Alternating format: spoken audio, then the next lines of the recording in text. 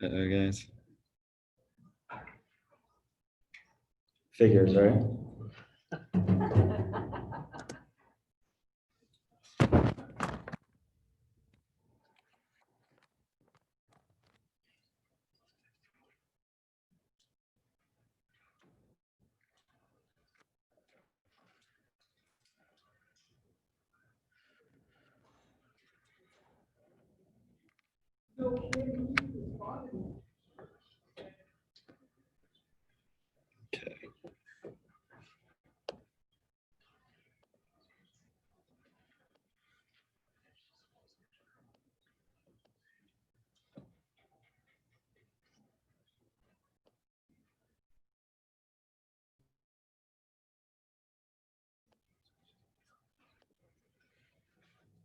All right. How you doing? I'm Chris Guino. I'm the CEO of SRAX. And thanks for having us here today. Appreciate it. Sorry for the little bit of the rough start there. Give you some of our major accomplishments in the last quarters. I know we've been here many times talking to you guys. We completed a $13 million debt financing for the company. We completed the acquisition of a company called LD Micro. If any of you have ever attended the LD Micro conference at all, we bought LD Micro earlier this year, and it's been a great acquisition for us. I'll tell you a little bit more about that. We completed the sale of our SRAX MD unit for $8 million. So if you guys remember, we sold our medical division for $43 million around almost 3 years ago, and we still owned around 30% of that business. And so we recently sold the rest of that business around 2 weeks ago, or a little less than 2 weeks ago, for $8 million. And so we're just cleaning up the balance sheet. It wasn't sitting on our balance sheet at all. It was sitting as a zero asset on our balance sheet. So we got $8 million additional dollars onto the balance sheet. We've seen revenue growth on the Sequire platform for the last 6 quarters, and I'll walk you through what Sequire is in a few moments.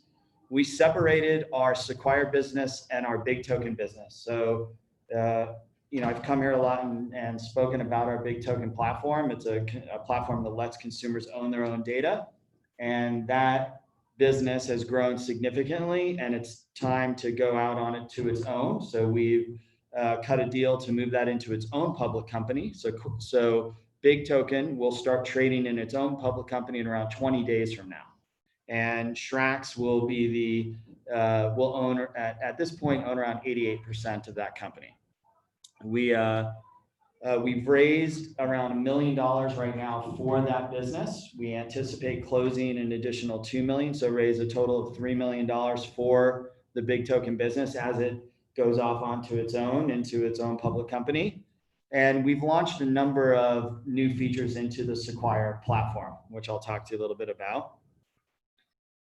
So Sequire is we like to call it an operating system for publicly traded companies. It's a tool that lets investors track all of the data about who's investing in their company. It shows you who exactly your investors are, what price they paid for the stock, how long they've owned it, when they bought it, when they sold it, what price they sold it for. So at any given time, you can see what's happening inside your pubco. Not only the institutional filings, but actually down to the retail level of the individual's names, who they are, where they live, their Facebook page, their LinkedIn page, their Twitter page, their email addresses, their phone numbers. So you have a very robust way to communicate with those shareholders.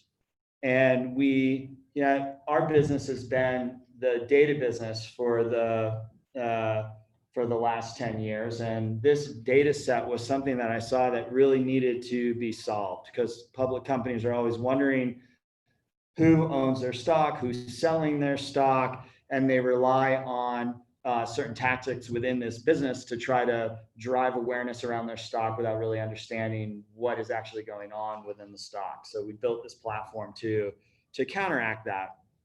So These are the numbers as of our quarterly call. The last quarter, we had 91 clients on the Sequire platform.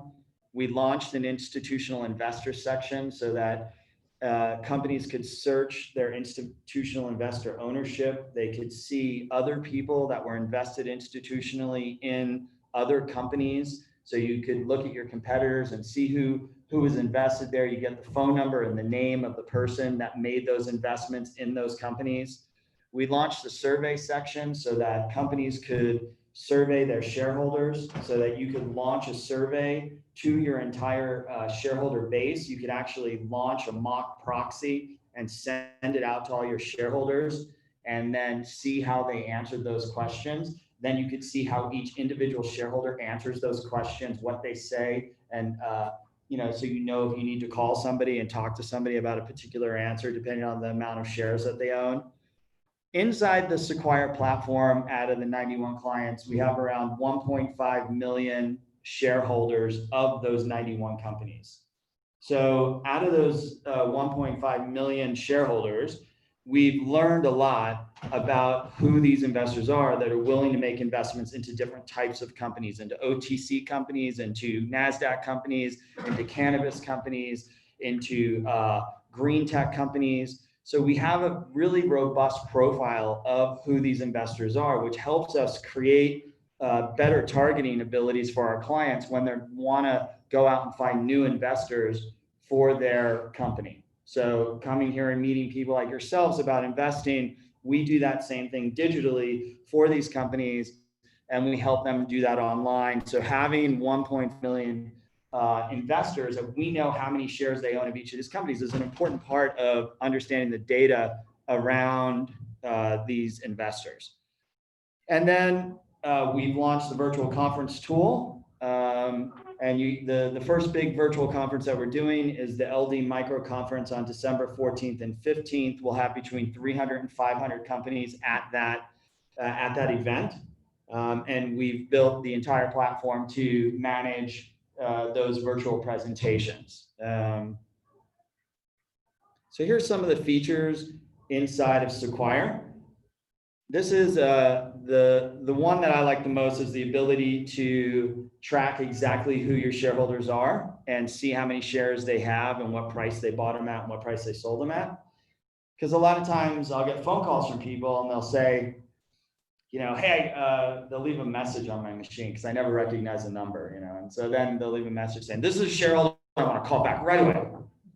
And I say, okay. And so I'll, ask their name, I'll look up their name and I'll pull them up on the machine, and they usually own like 500 shares.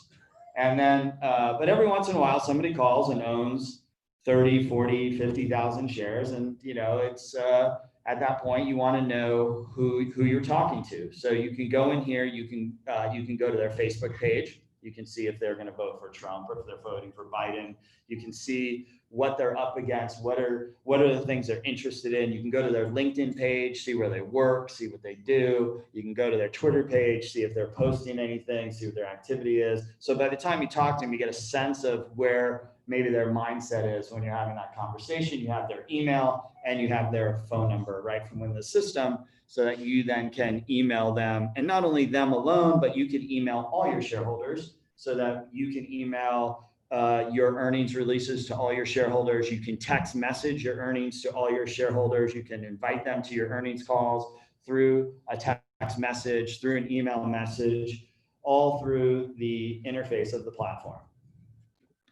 And then there's also an automated feature that you can set up and say, like, as people reach certain levels of ownership inside the company, send them this message. So like if somebody reaches 100,000 shares, you personalize a letter a little bit differently for somebody that owns 100,000 shares and somebody that owns 50 shares. So you can set up all that criteria.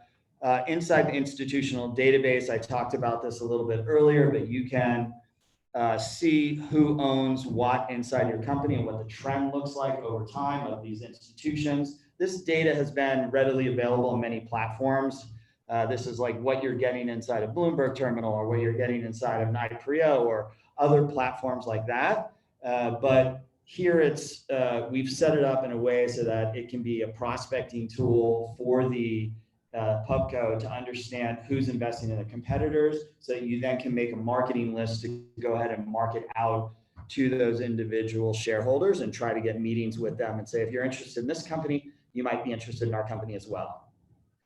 This is the survey feature. So you can create your own survey within the platform. You choose who you want to send it to. I want to send it to all my shareholders, or I only want to send it to my shareholders that own more than 100,000 shares, or whatever the criteria is. And then you send that out and see how people answer.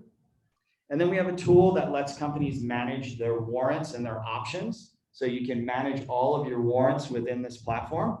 So you can put in your strike price of the warrants and enter all the warrants into the system. And then it tells the company at any given time how much money they would get if these warrants were exercised. And then you can do a bunch of sensitivity testing around different price levels. So you can say, well, what if my stock was 50 cents higher? What would my warrant structure look like?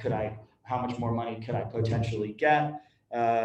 And there's a very valuable tool for managing all of your warrants and your employee options. So you can track who's exercising their warrants, how many are left. And then we have a chart that shows when are they all expiring. So it gives you a good sense of what's happening within the cap structure of the table in the company at any given time. We're also launching a feature at the end of this year that is a tool that automatically calculates the baby shelf and the shelf availability of a company. So it'll tell you at any given time what your shelf availability is, so that the CFO doesn't need to do that calculation anymore. It just automatically calculates what your shelf availability is at any given time. And then we use around 30% of our customers hire us to not only license the SaaS platform. So the tool that I just showed you is a SaaS platform that we get paid a monthly fee in a year-long contract to help the companies manage their data. But around 30% of those companies come to us and say, hey, we want some help in advertising our company out to the market. And since we have such a robust understanding of the type of consumers that are investing in these companies, we have an advantage in our ability to target market digital advertising to that audience. So the public companies then hire us to go out to the market and raise awareness about their company and to tell the story about what they're doing and why you should invest in their company. These are just some examples of some of those ads. And a lot of these companies have seen significant increases in shareholder bases. And we track every inside our platform, we can see, are our ads driving more shareholders into this company? So as we run this advertising, are we seeing an addition of net new shareholders to the company? And who are those people? And were they people that we were targeting before? So we can use that as a key performance indicator to tell whether or not we're being successful at driving new investors into a public company. And some of them, I mean, we have one client we started out had 3,000 shareholders, now has 380,000 shareholders. Have another client that started with 5,000 shareholders, now has 250,000 shareholders. We have some that started with 100 shareholders and now have thousands of shareholders. So it definitely works. And in the targeting and what we've learned in this data set is really valuable in accomplishing this. These are some examples of what social ads look like for these companies. Here's a chart. I should move my picture off of the good part of the chart. So this is the growth of the Sequire clients over time. This was as of the Q2 call. We have our call is going to be this next Monday at 9 o'clock Pacific time if you're not doing anything and you want to hear us. So we're having the call at 9 o'clock Pacific time. We'll put the earnings out in the morning and then do the earnings during the day.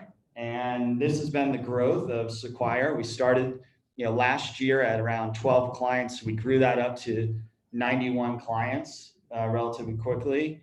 And we've had significant bookings on that as well. And the good part about this is that the companies pay us, they sign up for a year, and they pay an average anywhere between $2,000, $3,000 a month for the service, and then 30% of them hire us to do the media.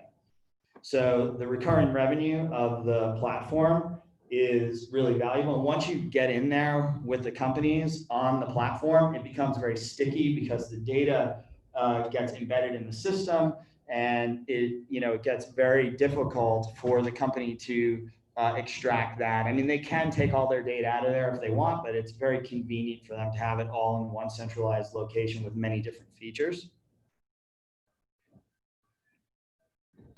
This again. So why did we buy LD Micro? LD Micro is the largest microcap conference that happens every year. It happens twice a year, in June and in December, and then it happens in smaller fashion a couple of times a year.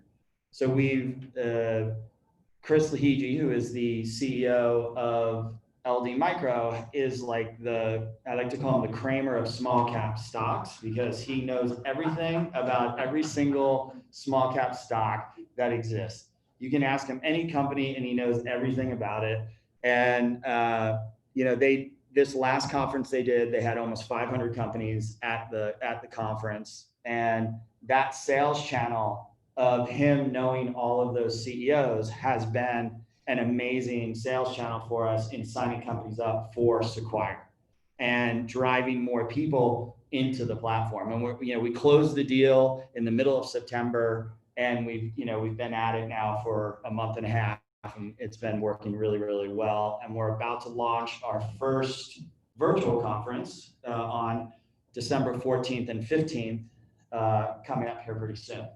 So, and we're able to do a lot of benefits for people that are on Sequire. People that are on Sequire can come to the conference for free. They don't pay to come to the conference. So if you're on the Sequire platform, you don't have to pay to come. If you are willing to get a demo of the Sequire platform, you pay $900 less than somebody that's not willing to do a demo of the Sequire platform. So we're going to be able to get 500 people to do demos of the Sequire platform relatively easily.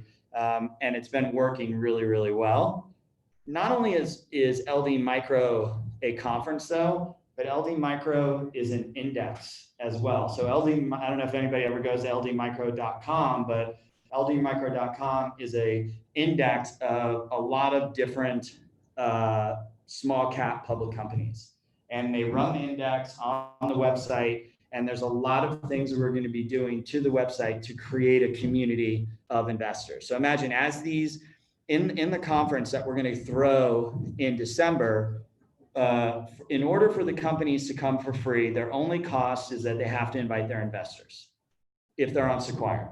So right now, we'll probably invite around 3 million in retail investors to the conference. So just imagine the power of having 3 million people invited to a virtual conference that are investors in small cap stocks.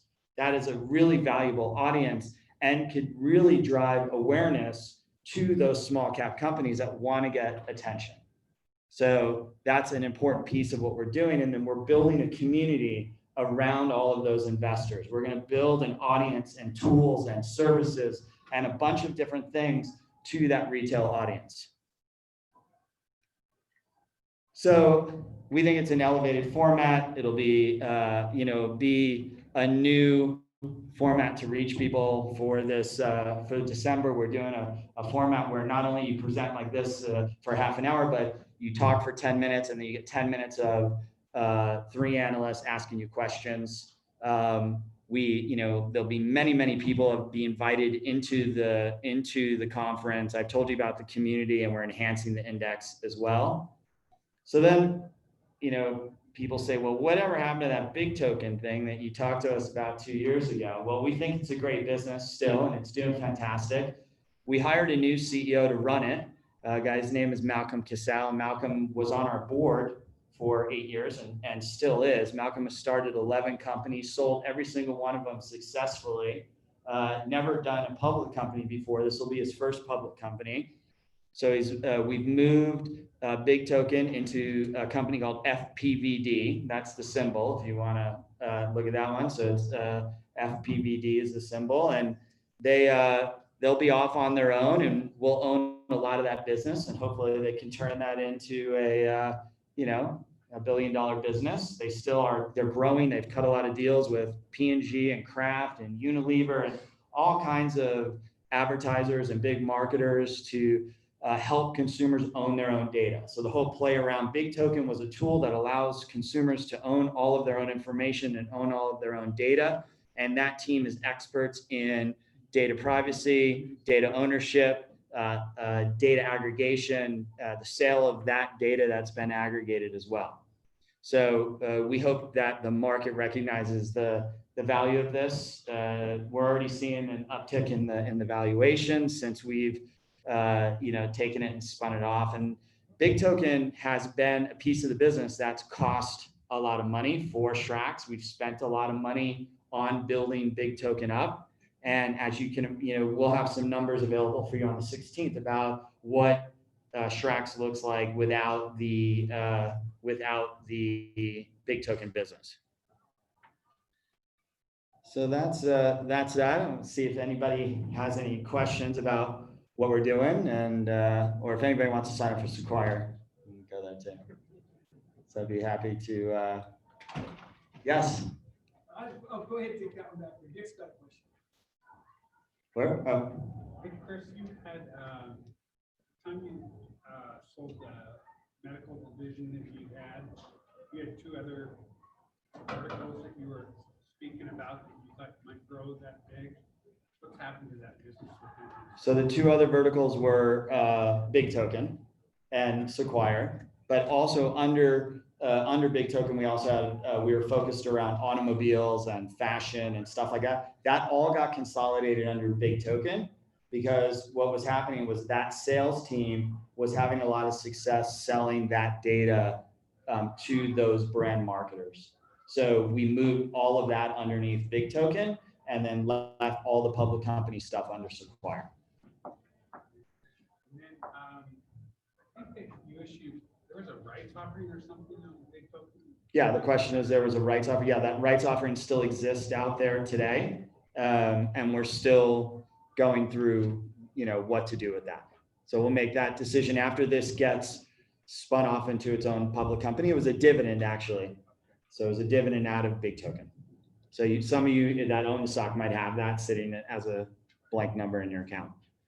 Chris, can you talk just a little bit about the other piece that you do for public companies aside from the platform and some of the, the shareholder tools, but I'm thinking about just some of the outreach things that they're able to pay for, but then also do in addition to the platform. Sure. The question is if we can talk about the other things that we do for companies, public companies besides the platform. So many of these public companies, the biggest challenge they have is getting recognized in the market space. The analogy we like to use for them is it's like having a new drink at Whole Foods, right? Like you walk into Whole Foods and there's like a million drinks and they all look pretty good actually, and you're like, oh, which one am I going to have? I've never heard of this one before, and so you try it.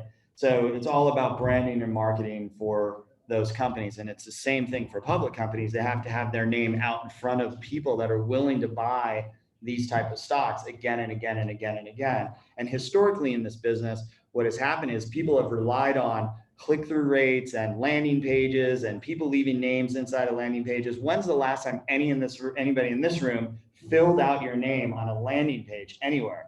It just doesn't happen anymore, but yet companies still use it as a metric by which to measure the effectiveness of something, right? Like, so we've created a whole different model around that and said, look, we want to determine if these people are actually going to become shareholders of your company, and we're running the ads to drive them to be shareholders of your company, and that's what will determine if we're effective in doing that or not.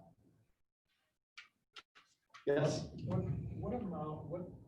does your service cost typically? Now, I heard you say $2,000 or $3,000 a month to start with. 30% of the companies then go on to use the advertising. But I mean, just as a typical microcap company, because microcap companies' budgets typically are strained, and So typically, what does a company that's public spend using your service? So the question is, what does a company use to pay to use our service besides just the platform itself?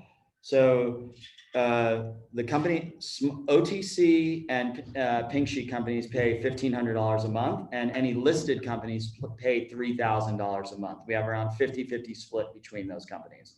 So it's average around 2,000.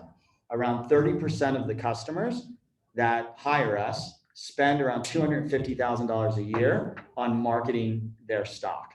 And so that's, you know, you can do the math against that. That's So those 91 companies you listed, 31 of them, or 31% of them are paying us around $250,000 a year to do marketing for their company over a year-long period. Yep. Great.